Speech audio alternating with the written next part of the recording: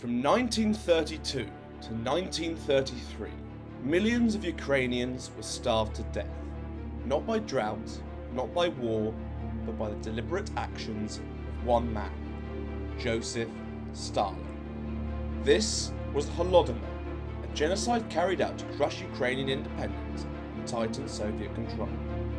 People collapsed in the fields, their bodies swollen from hunger.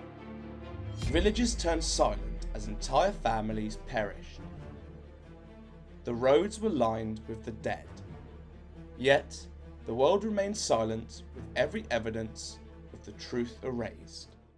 But how did Stalin get away with one of history's best kept secrets? And why, even today, do so few people know about the Holodomor?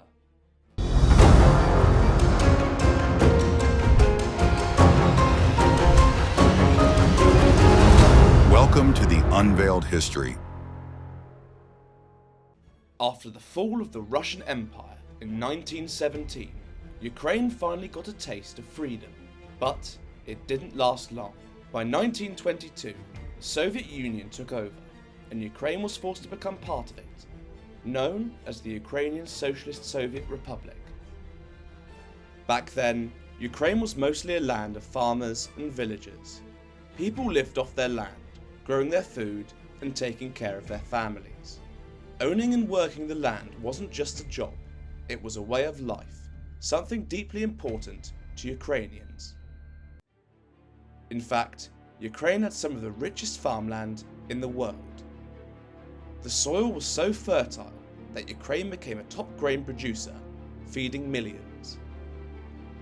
It was even called the breadbasket of the Soviet Union. But Joseph Stalin, the leader of the Soviet Union, wanted complete control over this precious farmland. Most of Russia's grain exports came from Ukraine's famous Black Earth region, and Stalin wasn't about to let the Ukrainian farmers have a say in what happened to their own land. But Ukrainians weren't going to give up so easily. When Stalin forced them into collectivization, where the government took over farms, Ukrainian peasants resisted harder than anyone else. There were full-on battles as farmers fought to keep their land. Even though Ukraine had lost its independence after the Russian Revolution, it still had some cultural freedom under Soviet rule, for a while. The Soviet leaders had a grand plan to reshape the world, and they believed they knew exactly what the future should look like. But for Ukraine, that future would come at a terrible cost. When Stalin took power in the mid-1920s, Ukraine had a strong and unique culture. Its language, traditions, and sense of identity were thriving. But by the late 1920s, Stalin and other Soviet leaders started to see this as a threat. They feared that if Ukrainians felt too independent, they might try to break away from the Soviet Union. To stop that from happening, Stalin launched a brutal attack on Ukraine's leadership. He targeted Ukrainian intellectuals, teachers, writers, and artists, as well as priests and religious buildings. It was like cutting off the head of a nation. Without its leaders, Ukraine would be easier to control. At the same time, Stalin introduced his 5-year plan, a massive project to modernize the Soviet Union. He wanted to build factories, produce more steel, and generate more electricity. But all of this required money, and Stalin had a plan to get it, by taking over Ukraine's farms. This process was called collectivization. Instead of small, family-run farms, the Soviet government forced farmers to merge their land into giant, state-controlled farms. It was easier for Stalin to control large farms, and more importantly, it was easier for him to take whatever they produced. For Ukraine, this was devastating. Stalin took control of grain production, meaning he could take as much as he wanted and sell it to other countries to fund his industrial projects. The result, Ukrainian farmers were left with nothing to eat. By turning farms into tools for the Soviet economy, Stalin was doing more than just taking food. He was breaking the deep bond between Ukrainians and their land, a bond that had defined their way of life for generations. Despite fighting back and refusing, a new plan that was deadly was put into action. Stalin launched an attack that didn't use guns or armies, but words. He launched a massive propaganda campaign to turn people against their own neighbours. Anyone who resisted collectivization was labelled a kulak, a Russian word for a wealthy peasant. But in reality, it did not matter if you were rich or poor. If you didn't obey, you were the enemy. Stalin's newspapers and speeches painted kulaks as greedy, selfish, even as parasites. This was a clever and dangerous strategy. It made people believe that punishing these farmers was necessary, even right. Stalin used this excuse to take away everything from the so-called kulaks, their land, their animals, even their homes. Hundreds of thousands were arrested, sent to prison camps, or executed. But for those who remained in Ukraine, Stalin had an even deadlier plan. Stalin's top official, Pavel Potashev, was sent to Ukraine with an army of secret police. He was given absolute power and a simple mission: take every last grain of food. Over 100,000 trusted party members from Russia were stationed across Ukraine, guarding crops and livestock. Even as Ukrainians starved, the food was locked away or shipped out of the country. People caught taking even a handful of wheat were punished, sometimes executed on the spot. Families watched their children grow weaker, their villages empty. Teams of Soviet enforcers swept through Ukraine, going house to house, village to village. They took everything: apples, beets, bread, milk. They led away cows, emptied barns, and snatched even the smallest scraps of food. Nothing was left behind. But Stalin didn't stop there. He made it illegal for Ukrainians to leave their villages. A new passport law trapped them where they were, starving. Still, some risked everything to escape. Parents carried their children, hoping to find food in the cities. But because Stalin sealed the borders, no one could get out, no food could get in. A country the size of France was suffocating under a man-made famine. With their fields stripped bare, people searched anywhere for food.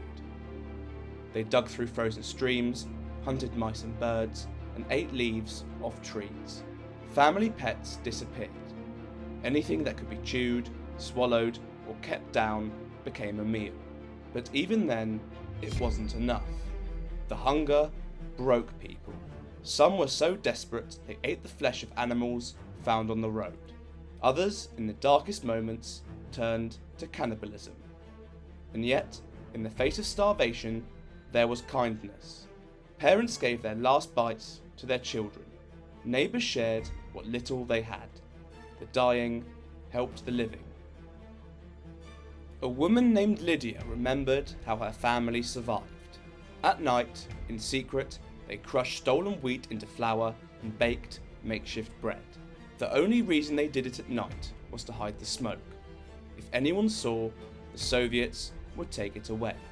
Lydia witnessed horrors in her village. She saw a mother collapse from hunger and Soviet police stealing children from their homes. One day, she visited her neighbours and found them too weak to stand, their bellies bloated from starvation. She risked everything to sneak them bread and milk. Because of her, 7 people out of that family of 9 survived. By May and June of 1933, the famine finally began to ease. Not because Stalin suddenly had mercy, but because so many had died that there weren't enough workers left. The Soviets loosened grain confiscations and allowed more food to stay in Ukraine, but the damage was done. By 1934, nearly every farmer was forced into collective farms. They no longer owned their land. They were workers for the state. To this day, no one knows the exact number of deaths. But recent studies estimate that nearly 4 million Ukrainians perished. the suffering spread beyond Ukraine. 2. Millions more died in places like Kazakhstan and the North Caucasus. Due to the fact that so many had died, the Soviet Union needed new settlers to replace them. Stalin ordered people to move to Ukraine and rebuild the labour force. Most of them came from Russia. Over time, this reshaped the country. The resettlement shaped the culture, setting the stage for future tensions that would last for generations.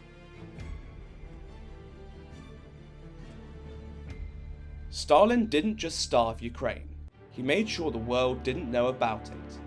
While millions suffered, he spread lies to cover up the famine. The Soviet press was banned from reporting on it. Foreign journalists weren't allowed to enter Ukraine. Even the word famine was forbidden. Instead, Soviet officials used phrases like food shortages or temporary supply issues to make it seem like just another small problem. One of the most famous journalists of the time, Walter Duranty from the New York Times, repeated Stalin's lies. He had won a Pulitzer Prize for his reports on Stalin's 5-year plan, and people trusted him.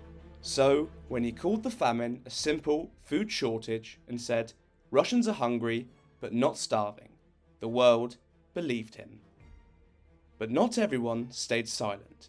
A brave journalist named Gareth Jones snuck into Ukraine and saw the suffering with his own eyes.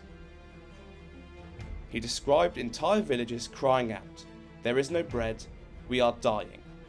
His reports told the truth, but they didn't have the same reach as Duranty's. Even when photos of the famine made it to the West, they didn't lead to action. Some photographers who tried to expose the crisis were arrested. Others got their pictures out, but governments ignored them. Many Western countries didn't want to upset the Soviet Union, so they pretended not to see. Stalin made sure there was no record of the genocide.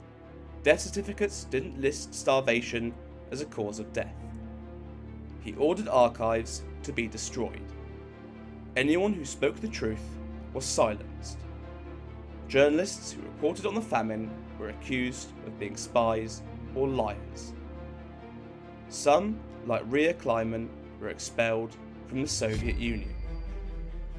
And the census that was conducted in 1937 by the Soviet government issues. The results were shocking. Ukraine's population had dropped drastically. This was clear proof of the famine's deadly toll. But Stalin didn't want the world to know. Instead of admitting the truth, he ordered the census results to be hidden.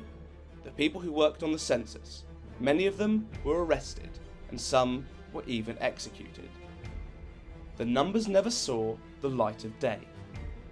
For decades, the Soviet Union worked to erase the Holodomor from history. People weren't allowed to talk about it. No books, no records, no public discussions. But in Ukraine, the truth was whispered from parents to children, passed down quietly so it wouldn't be forgotten. It wasn't until the final years of the Soviet Union that people could finally talk about the Holodomor openly. The true number of victims and the causes of the famine were finally discussed. But even today, history repeats itself in frightening ways. Just like Stalin before him, Vladimir Putin refuses to recognize Ukraine as its own nation. Some believe his goal is simply to weaken Ukraine. Others think he wants more land. Whatever the reason, his actions have thrown Ukraine and the world into crisis. So, what do you think about the Holodomor? Let's hear your thoughts in the comment section. Don't forget to subscribe and like the video.